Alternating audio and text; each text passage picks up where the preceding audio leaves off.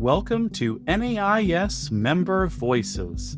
I'm Scott Donaldson, Member Engagement Director at the National Association of Independent Schools. All throughout August, we'll be celebrating 100 episodes of Member Voices with bite-sized episodes released each week, compiling some of our top responses to key questions from all of our past seasons. I've been amazed by the diverse array of guests we've had over the years. Heads of school, directors of marketing, psychologists, division heads, board chairs, librarians, directors of admission and equity, the list goes on. Some were new to their roles or schools, some were approaching retirement, and everywhere in between. They've all shared some great pieces of advice with us, including our second ever guest, Ann Klotz, who was, at the time, headmistress of Laurel School in Ohio, about daring to fail gloriously.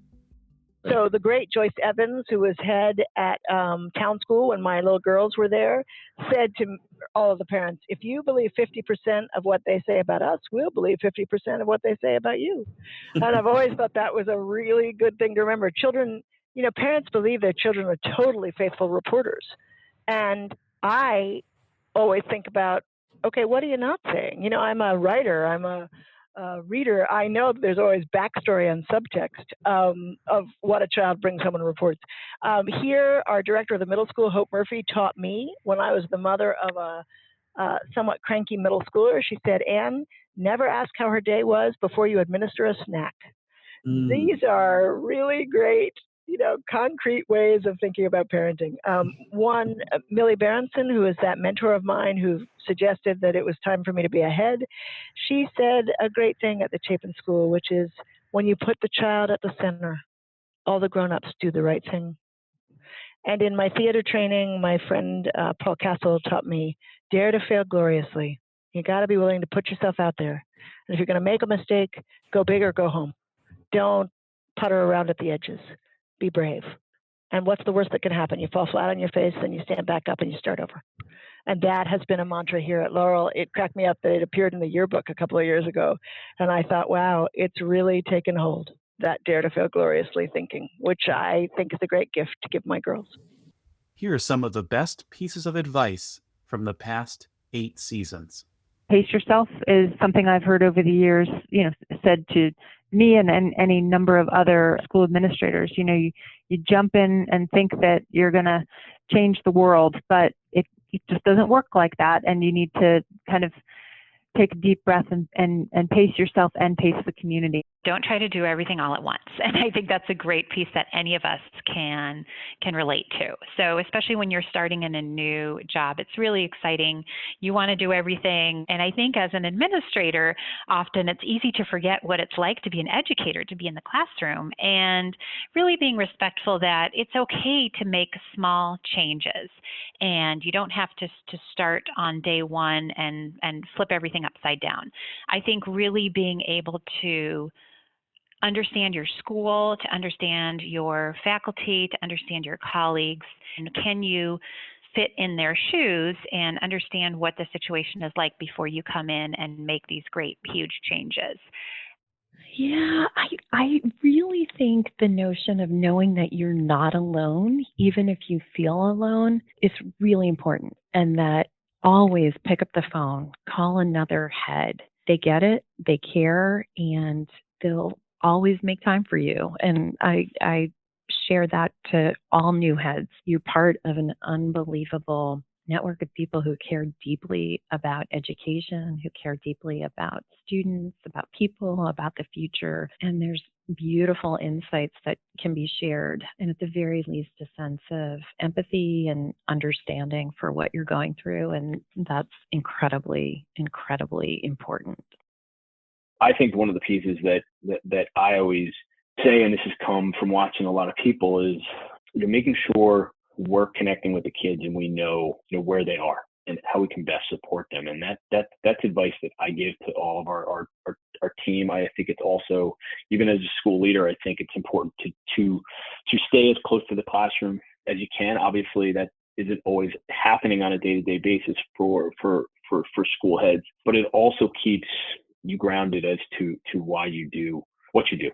recently, the one thing that I know is that as leaders, we need to be able to pay attention to what we need also, because the work has become strenuous in terms of the multiplicity of ways in which we have to stretch ourselves. And in doing that work, we have to figure out how we take care of ourselves, our own physical, emotional, mental selves. Taking care of yourself is important.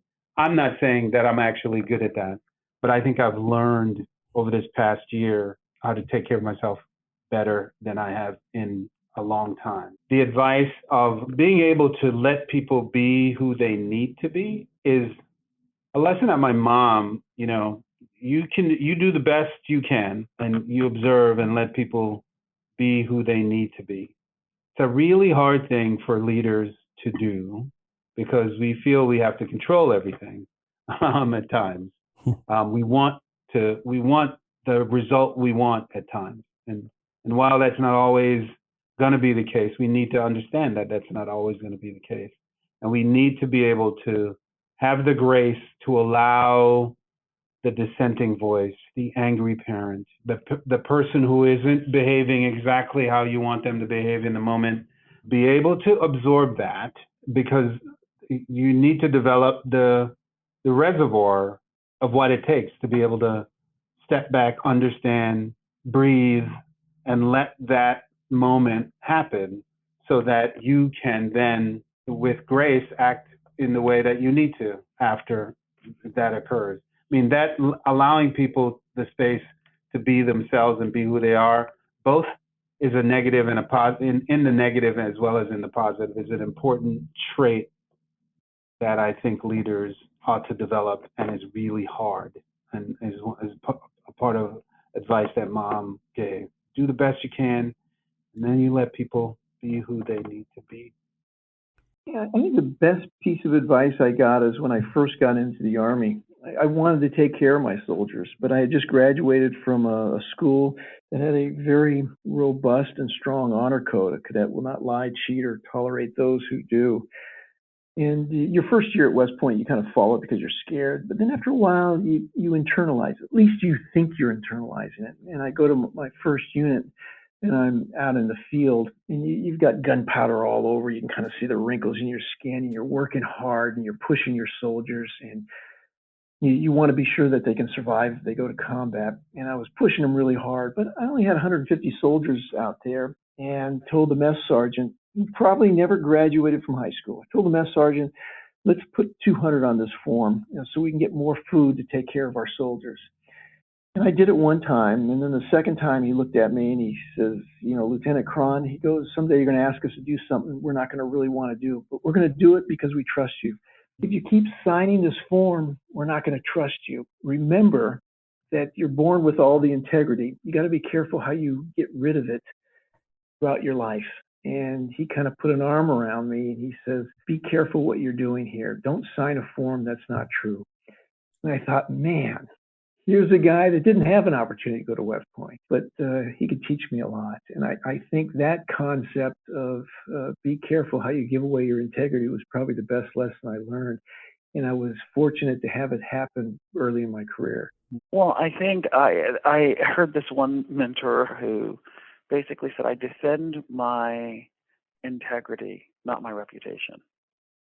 And I think, I tend to be someone who has, who's very outspoken, which I think is very fitting in the community that I'm in. But, I've also had, wonderful opportunities to really talk about education more generally in the public. And, and I realize that opens me up to people critiquing, what it is I'm saying or what it is I think. And sometimes people can do that, especially in the culture we live in now, in a way that's pretty hurtful. So I think I kind of go back to that I'm more concerned about defending my integrity than my reputation. Thanks for listening to NAIS Member Voices, whether you're a new listener or you've been listening for years. We'll release our next compilation on Monday, August 11th, and will feature a compilation of some of the best reading suggestions we've received in 100 episodes. As always, you can find some related NAIS resources and more information from all of our past and upcoming episodes by visiting nais.org/member voices. Please be sure to subscribe to Member Voices wherever you get your podcasts so that you don't miss an episode. And go back and listen to previous episodes you might have missed. Finally, if you have any feedback for us, please leave us a review on your favorite podcast platform to let us know how we're doing. You can always send us your thoughts and suggestions on what you'd like to hear on a future podcast by emailing membership@nais.org.